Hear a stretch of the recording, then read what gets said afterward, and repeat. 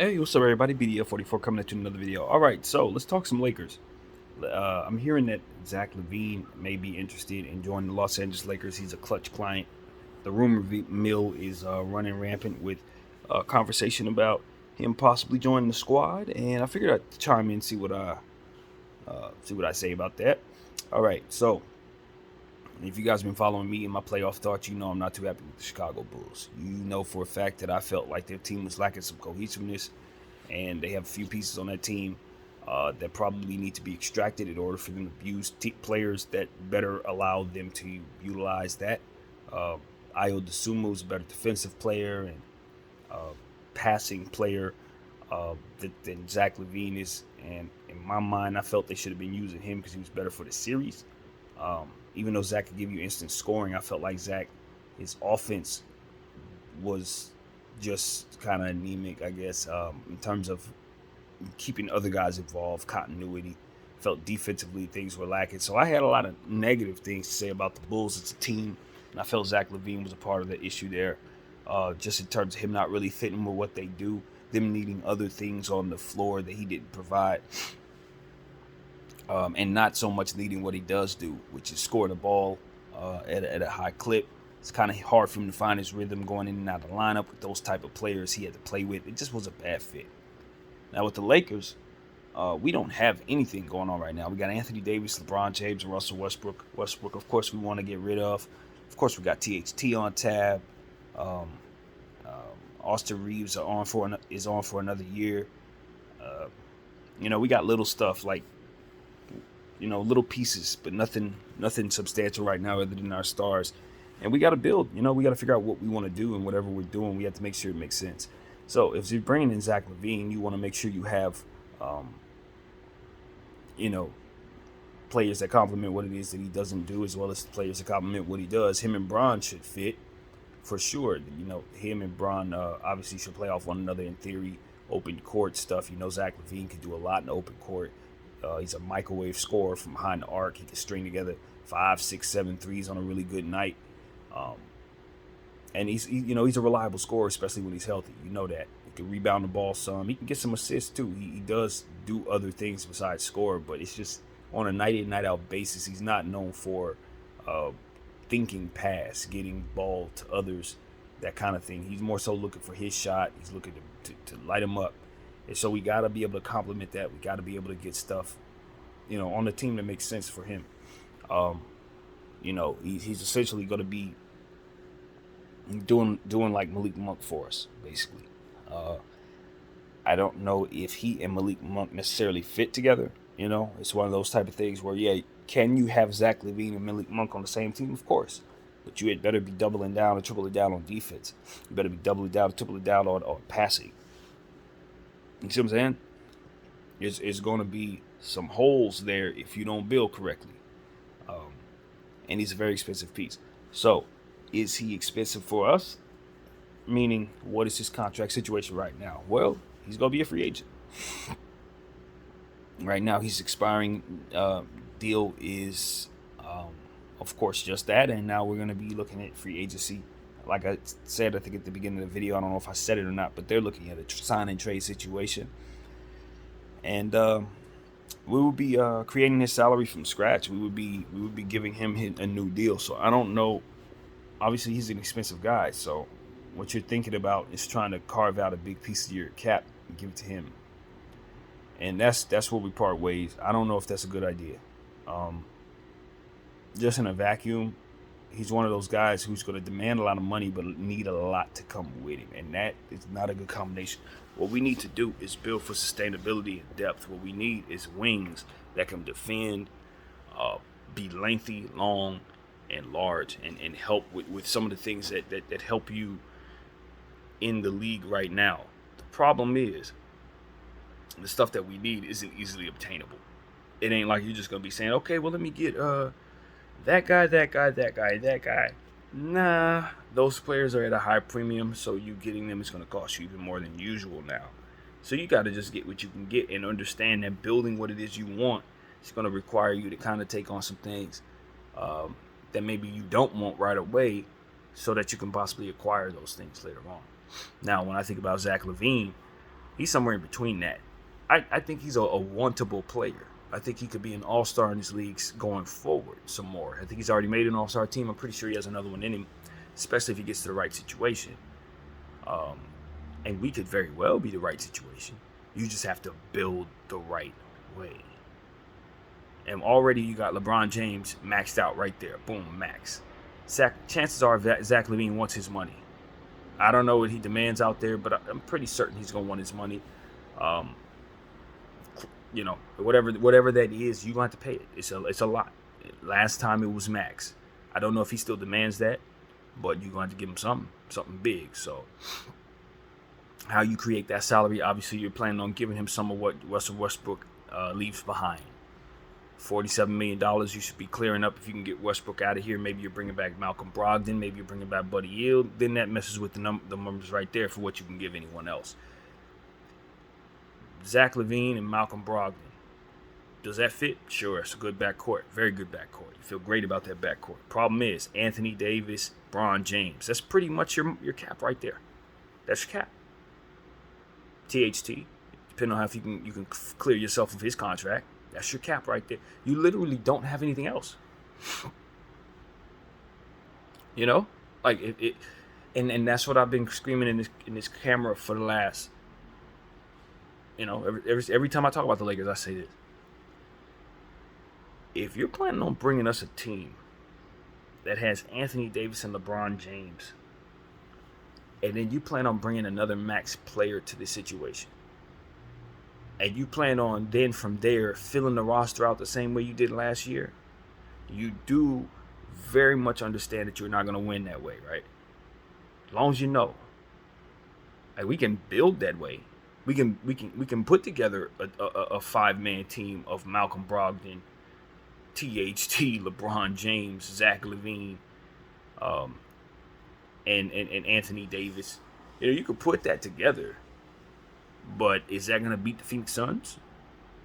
Not if you don't have the requisite amount of pieces to go along with it to make it happen. You going to beat the Memphis Grizzlies with that team? I don't see enough lengthy dudes to keep Brandon Clark off the glass. Do you? Anthony Davis and LeBron James, they have their injury issues. Malcolm Brogdon, injury prone as hell. Zach LaVine, he's had his issues. They have their injury issues. The odds of all four of these gentlemen being together, healthy, when it matters most, and then knowing that they don't have the players they need to help them defensively, so that means they're taking on bad, hardcore defensive assignments. Sometimes, if not all the time, playing without all four of each other. Nah. I'm looking at how you would have to build, given the fact that that's like your full cap. I'm thinking about the other pieces you have. You're not good enough. You're not good enough. You may be as good as Toronto Raptors were this year. You may be able to pull off getting as good as possibly the Pelicans were this year, which is solid. You made the playoffs. But that's about as good as you're going to get with what it is I just described. The thing is, if we don't do that and we decide to go a different direction, are we any better than this? Are we any better than Zach LaVine, Malcolm Brogdon, AD, and Bron? No. Whatever we're going to do ain't going to be better than that. That's the problem. As a Laker fan, you kind of go with that because you know that if you don't go with that, whatever variation of what it is they're going to put together is probably going to look something like that anyway. You're gonna probably do, because what they're gonna have to understand is if they don't build this way, the way I don't want to build, then the only other way to build is to blow it up. It's to blow. If you're not gonna keep Bron and AD, and you don't want to bring together some win now piece that gives them, you know, the confidence that they can drag the team to the championship, then you're wasting your time with them, and you need to let them go. And of course, that's what I want to do. Y'all know that's what I want to do. Because I don't believe you can build a champion. I don't believe Zach LaVine and Malcolm Brogdon with AD and Bron is enough to get you through today's NBA. It's not. It definitely is not.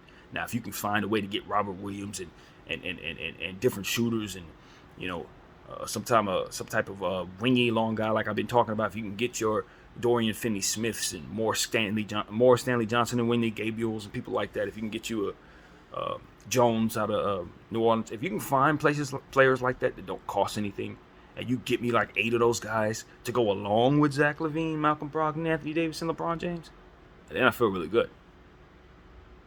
You give me 8 Herb Joneses to go with that, and then we're fine. We rolling.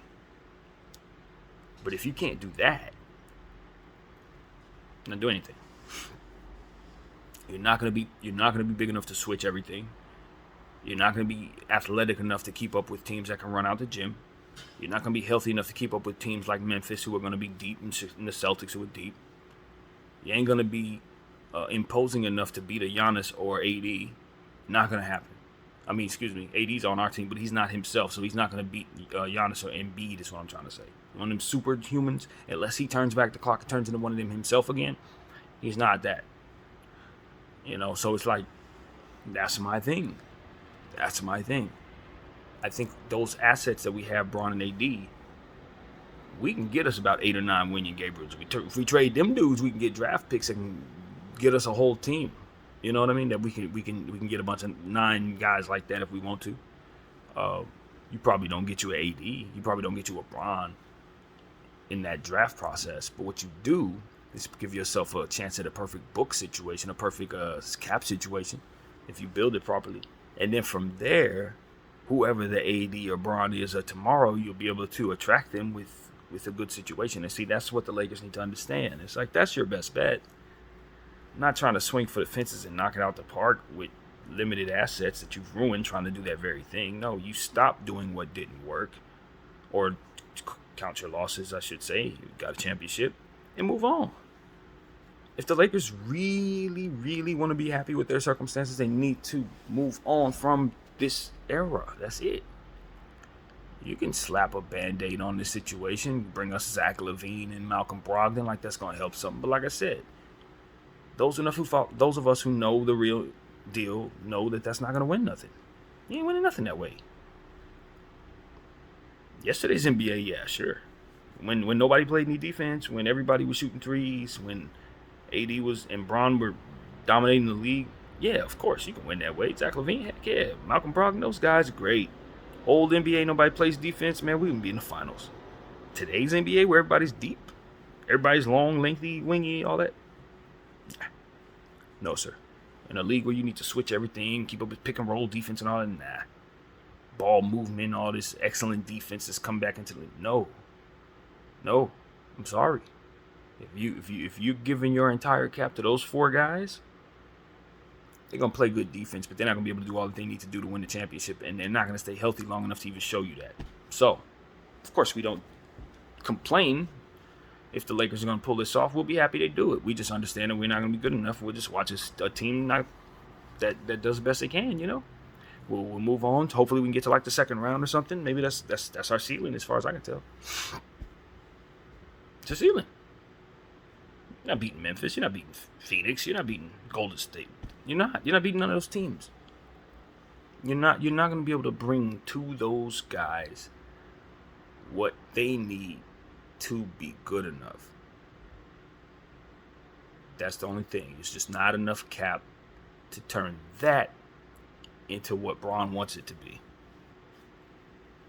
And it's one of those situations where it's like, I don't know where Braun's head is, but it's like, brother, are you looking at this from a realistic lens?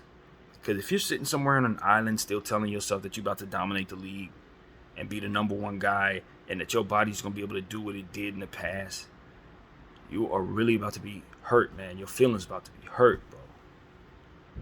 And I feel like we've already been down that road. We have been down the denial road. You understand what I'm saying? When you go down denial road and you have to face yourself and your limitations, if you don't walk away from that having seen yourself, you're about to make the same exact mistakes to put you in that situation again. And I don't know where Braun is with that. I don't know where he is. And I feel like the Lakers organization, that front office, going to follow him wherever. They just don't seem to be on the right track in terms of being strong enough to leave him basically. I hate to be like that, but that's what it is. They're just not in a position of strength to leave Bron. You know, they're not confident enough yet to do it. So it's up to him to lead us as a franchise. And if he's in denial about who he is and what it takes for him to win, we're about to fail with him until he figures it out. And I hate that for us. I hate that for us. You know what I mean? As somebody who just doesn't believe that we're in a position to really do that with him, doesn't want to even go down that path. I'd rather start to rebuild now, because when he finds out that doesn't work, we're going to be here for the ride. And we're going to have to pick up the pieces from where he left off. And I look at that front office, and I don't trust him no more now. And I ain't going to trust him no more then at that point. This is a bad road, man. This is just a bad road. I want us to blow it up. I want Genie to hear this video and just see this angle and just understand, like, we're going to be good enough to get to the second round. You're not going to have no picks. So maybe that's good enough for you since you're not making the playoffs. Not getting picks for not making the playoffs, rather. But I think starting the process of blowing it up gives you those picks that you're lacking, so you don't even have to live in that space. You know what I mean? You just get rid of Bron, get rid of AD, whom are going to be leaving anyway at some point, and you get something for it rather than letting them walk for nothing and then trying to build without them, having no assets to acquire the picks. Now you're just living in limbo for the next 4 years without any chance of getting those picks. You let Bron go down with another knee injury, you can't trade him for nothing. Now you're in trouble. You let AD go down, same thing, can't get nothing. At least now they're upright, healthy enough to get us something. And to me, if nobody's in denial, if nobody's confused, if everybody knows what the heck they're talking about, then they know that that's the best route for everybody. Bron gets to go somewhere, win a championship, not be in denial, join the team that allows him to actually compete. Like, he can really win a championship if he doesn't be in denial about what he can do with his career. If he says, you know what, I can be a number 3 right now and join somebody and win. If he humbles himself and does that, he'll walk away with more championships than he's about to. But if he stays here thinking he could build this way, I'm going to be the guy, that stupid crap, you are going to be disappointed, sir. Because that ain't realistic no more. It ain't got nothing to do with what you can or cannot do. It's about the field. These kids are stronger, they're bigger, they're faster, they play defense, they shoot. This ain't the league you dominated. And if you were in this league, you wouldn't have dominated. Because these are different kids, bro. And they'd have gave you a hard time every single night defensively. They gave you a hard time on the glass. You would have taken on more injuries and you would have had to do more. LeBron controlled a league that didn't play D. It ain't about him. It's about the times changing and him adapting to that as an older body. You understand what I'm saying? His body has to be able to take on more punishment than it would have taken when he was in his prime because of the change of the league. It ain't about him. That's why this is such an important point. It ain't about what you can do, bro. You wouldn't have did this then. That's what I would tell him if I knew him. So don't be upset about that. Just understand that it's a different league and you gotta adapt to it. They tell you wouldn't have made it in the 80s. Well, what I'm telling you is the 80s is about to come back around. These kids is punishing each other. They're not friends. They want to dance on each other's heads. They want to snatch each other out the sky. Ja Morant is ushering in a brand new world. If y'all can't tell, ain't nobody friends. Anthony Edwards, they not friends. So it's a different world, and you got to adapt to it on your way out. It's just what it is. And if you're going to win in this era, you better join the party. It's called depth. It's called defense. It's called three-point shooting accuracy. Accuracy, man. So those are things I want to say. That's what I got. If Zach LaVine can help us with that, ushering ourselves into that situation by taking less money than he normally would so that we can have a reasonable cap situation, I welcome Zach LaVine with open arms because I know what type of scoring talent he can be. But if he's going to eat up a fifth of the cap and we can't bring nothing to us to make us good enough for that league that we about to face, I'm just not gonna get I'm not gonna have the best attitude about him coming in as a fan. Because I know I saw what his weaknesses were in the playoffs, and you just have to have a special team around him. You know, you just have to have the right stuff around the man. And then you gotta wonder if he gonna be healthy. If he gonna be like, you know, it's been a lot with him going in and out of the lineup for the Bulls. So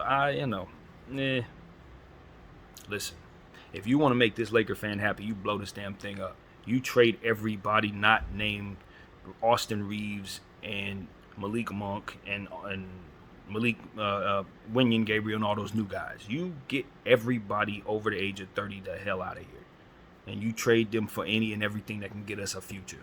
All the picks we don't have, we need back. You want to make me happy? Gut this damn thing and give me picks. Get me the first pick in this draft this year. Then you'll have a happy Brandon. Because I understand that that's the only way we're really building going forward. Anything else is just you throwing a rug over your dirt. And I'm savvy enough to know it. Simple as that. So, that's what I got to say. I hope I've entertained y'all with my jargon. I hope Zack LeVine understands that I could build with him. I would just have to build without the 2 max contracts of AD and LeBron James in order to give him what he needs. I need them the hell out the way. You bring me just Zack LeVine and a bunch of picks, I will build around Zack LeVine. I will make sure that Zack LeVine has everything he needs to succeed. But as long as them 2 max contracts there, I can't bring him nothing. I can't. They in the way. And while those are fantastic pieces to have in the way, unfortunately, we don't have nothing else. So, yeah, gotta turn them into something. That's it. That's all. My name's BDL44. Thank y'all for watching. I'm out.